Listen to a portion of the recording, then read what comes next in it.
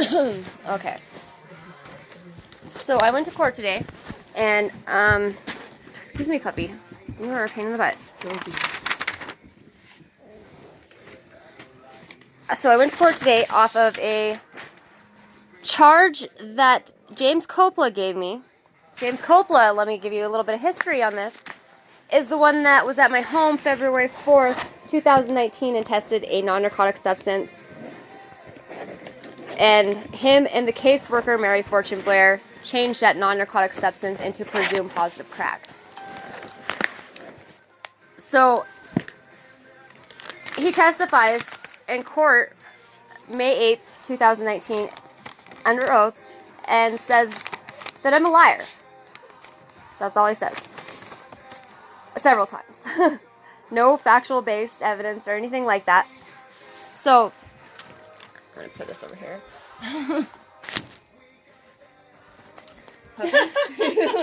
Get your... You butthead. Get out of here.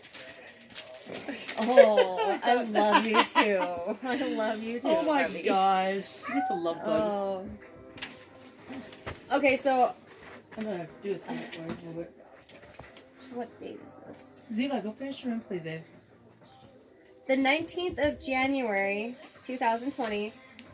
He's waiting outside in the dark, and... That doesn't work. Up this way. Alright. Go ahead, continue. So, he's waiting in the dark. So, I seen him on the cameras. I went down there. I didn't have anything. I was just moving a vehicle. Or whatever. Not a vehicle that I even have a title for. Yeah, oops. I'm worried about, or working on getting the title. So, I have to go and bond the title now, so I'm going to have the cops come to my house and inspect this vehicle, but I do not have the title yet. So he gives me a ticket after he's in the dark and pulls me over on private property in the KOA, which is stated private property. All over, says no trespassing.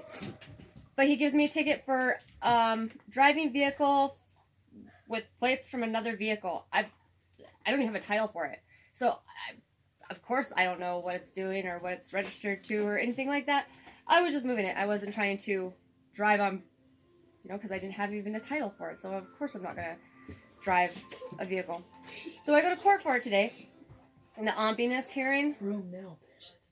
And they say that they mailed the discovery 3/2/20. So I checked the mail today and it was in there. They made sure that she didn't have it prior to the court date. Exactly. Stand up and state the facts. Exactly. Everything else is lies. Wow.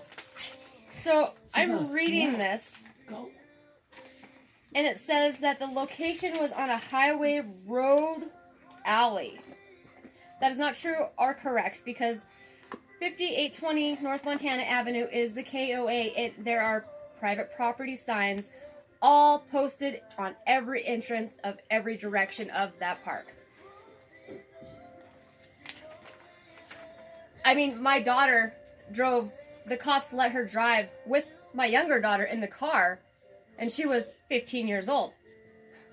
Because it's private property. Yep. Stupid. So, I'm reading through this, and it says, Coppola was driving northbound on North Montana Avenue when he noticed a gray BMW license plate, blah, blah, blah, blah, with the engine running and driveway of 5820 North Montana Avenue, C1, Montana, whatever. The residence and the vehicle are both associated with another individual, so they say, and who has currently 2 warrants. A no bond warrant from Lewis and Clark County Sheriff's Office and a $60,000 bond warrant from Cascade County. Ran the license plates and it returned to a green Volkswagen. When he pulled me over, he said, "Oh, your plates are expired." That was the first thing he said to me. After approximately 5 minutes, the vehicle backed out of the driveway and entered a road open to the public. No, it is a private property. Says no trespassing in any direction that you go into that park. Because we have so much of this BS when it comes to all these cops. They sit there and they'll Stalk you. Exactly, and that's what it's doing. And that's exactly what James Coppola is doing, because he was the one that changed that non-narcotic substance in order to kidnap my kid. Yep. That was a probable cause. Yep. So, eyewitness Lindsay Hoyt, my living girlfriend, or that person's living girlfriend, exited the driver's side of the vehicle prior to me exiting the car. I asked her to return to the driver's seat of the vehicle. I didn't even get out of the car. I opened up the door. And he's like, ma'am, get back in the car. I'm like, oh my God, what do you want?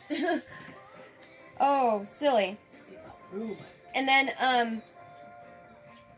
and due to that individual's past violence tendency, I asked Lindsay if that person was in that vehicle. He already said that he supposedly walked out, but he wasn't in the vehicle at all. Right? If that was true, then he would have been arrested, wouldn't he? I approached the driver's side window. Lindsay was the only person in the vehicle. I informed Lindsay that the reason I stopped her, she started saying that recently bought the vehicle from her brother-in-law in Washington and did not know the plates were fictitious. I asked her if Robert was in the residence. She replied she didn't know. I asked her when the last time she saw him was, and she stated it was for a while. I asked Lindsay for her driver's license registration, which he did not.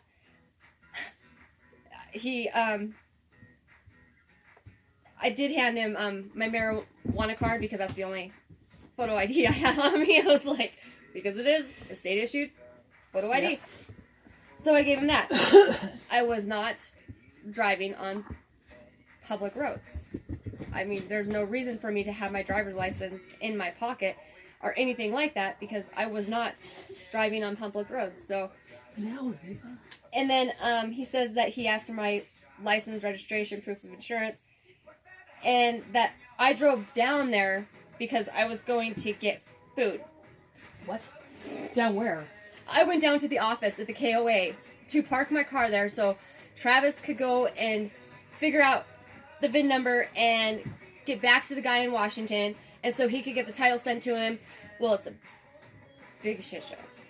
Gotcha. So I'm just going to have him write me a bill of sale and then have a highway patrol guy come, and I'll just, yeah, get a bartered title or whatever. It's a $400 title. No, it's whatever title you can get where they have to just come and make sure it's not stolen. I said it earlier. I don't know. Like, but and then he says she asked how the vehicle to get a Montana registration, and that he advised her what she needed to do.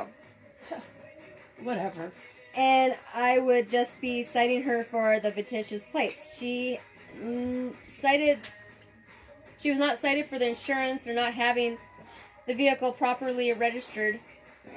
When I returned to the site or returned the citation, Lindsay became very irritated, stating that she was on private property and I was harassing her, which I did say. I said, "You are harassing me, and this is stalking." It is. It absolutely is. You just validated that. Well, at the very bottom of it, it says that after leaving the campground, I informed Sergeant blah blah blah blah the incident. He advised me to seize the fictitious plates. I returned back to the main office. Blah blah blah blah blah. Well, his evidence for it is an in-car camera with audio downloaded to WatchGuard evidence library. It's also later identified that his body cam was not charged. Yeah. Which is a way, because he's lying about everything. That validly proves it. Oh. Everything they do is intentionally to set people up. And this proves it every which way possible.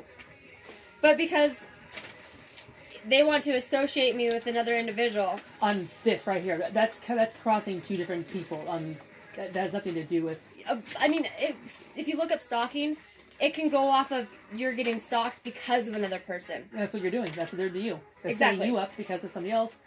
And their reason of doing that is lies as well. Exactly. And they know this. Exactly.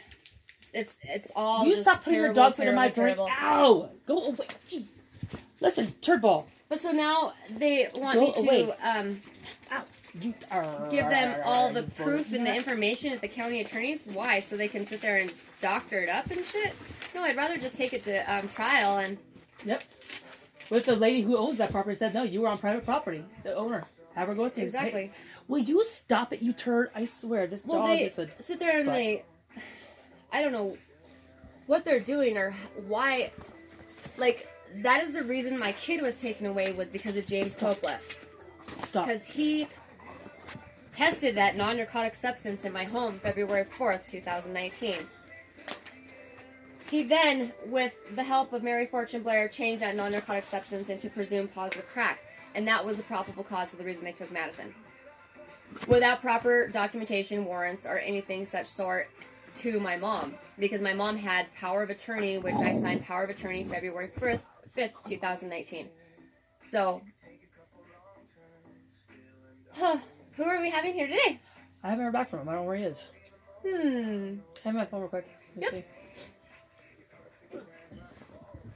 Yeah, a piece of shit phone. Okay, so I will stop this YouTube one right now.